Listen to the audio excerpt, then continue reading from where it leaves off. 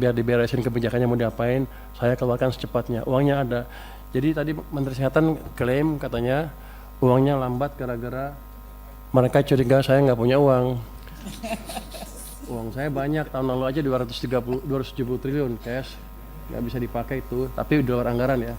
Jadi kalau dalam cash, isu cash nggak ada masalah. Kasih Pak Ketua, mungkin saya hanya ada penjelasan sedikit tentang pertanyaan Ibu dari Komisi 9 tadi, kenapa uang dari Kementerian Keuangan seret katanya. Jadi kita udah alokasikan iuran untuk PBIJK tahun 2026 itu sebesar 56,464 triliun.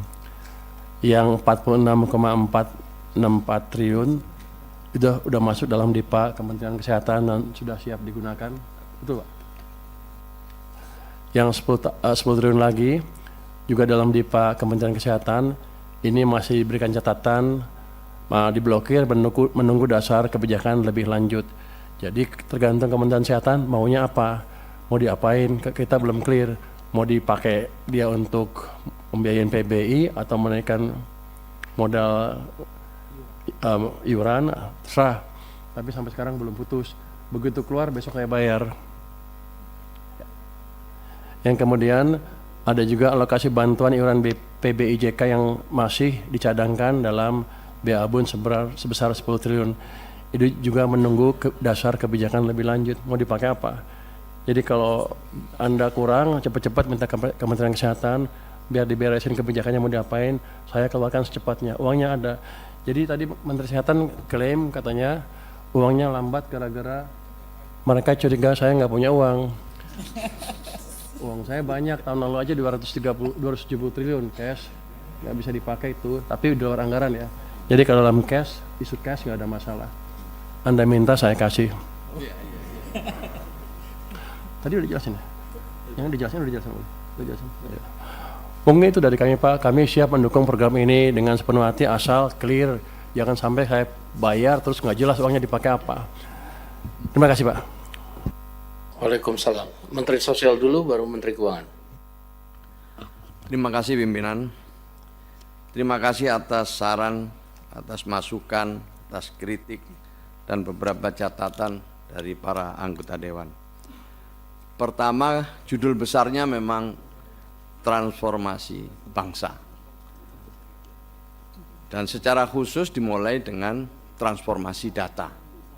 Ini yang penting, dimulai dari transformasi data. Kalau datanya akurat, maka intervensi kita akan tepat sasaran. Dan kita sungguh tahu bahwa data ini adalah sesuatu yang krusial. Kenapa? Karena setiap hari ada yang meninggal, setiap hari ada yang lahir, setiap hari ada yang menikah, setiap hari ada yang pindah tempat, setiap hari ada yang naik kelas, setiap hari ada yang turun kelas. Ini sangat krusial, jadi mungkin data hari ini dengan data besok sudah sangat berubah. Ini yang perlu kita sadari bersama. Termasuk tadi ketika disinggung soal data yang 120 dengan 106. Data kami 106 itu adalah setelah kita sesuaikan dengan yang meninggal. Jadi 120 itu kemudian kita cek ulang dan tinggal 106 setelah kita lakukan penelusuran yang meninggal. Jadi 106 yang dari catatan kami. Ya. Itu satu. Jadi ini Bapak izin Pak, berarti data yang terbaru yang terupdate 106 itu ya? 106 yang terakhir. Berarti anggarannya jauh lebih kecil lagi dari 15 miliar berarti itu ya?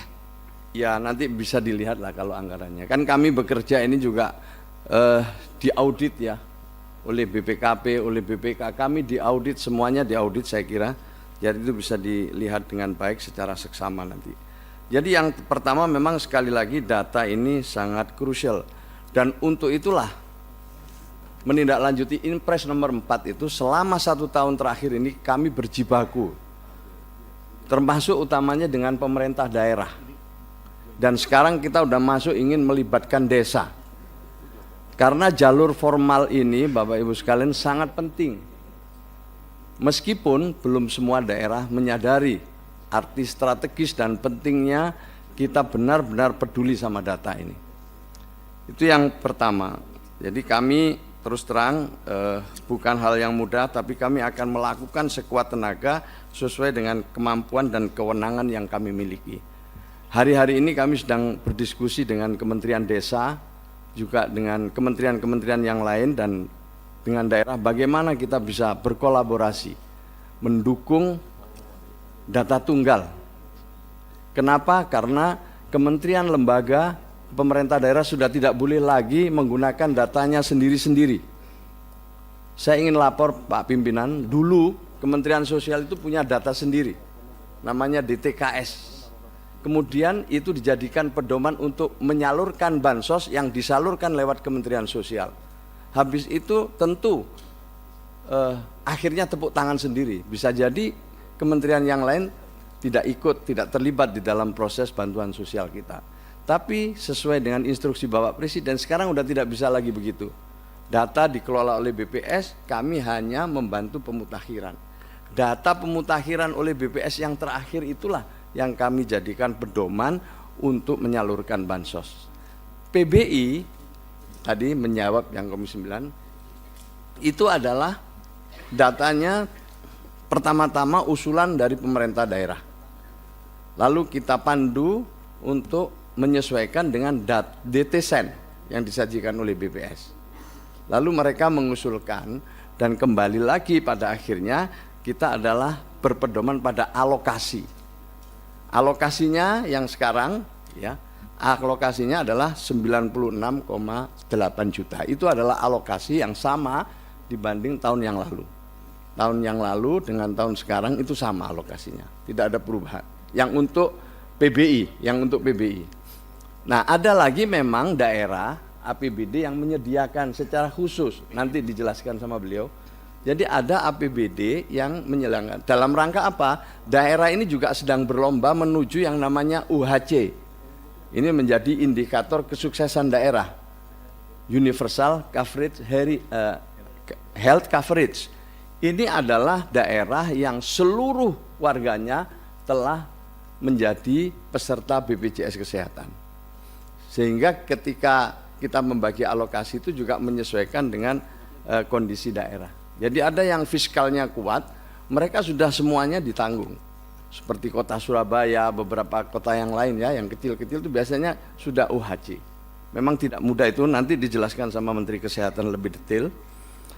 Nah, dengan alokasi 96,8 juta itu kita mendapatkan warisan dari sebelum tahun 2004 itu ada alokasi yang sudah dibagi di daerah-daerah itu. Ada yang sangat banyak, ada yang sangat kecil, macam-macam. Sehingga kita mencoba membuat rumus baru dengan menyesuaikan tingkat persentase kemiskinan daerah.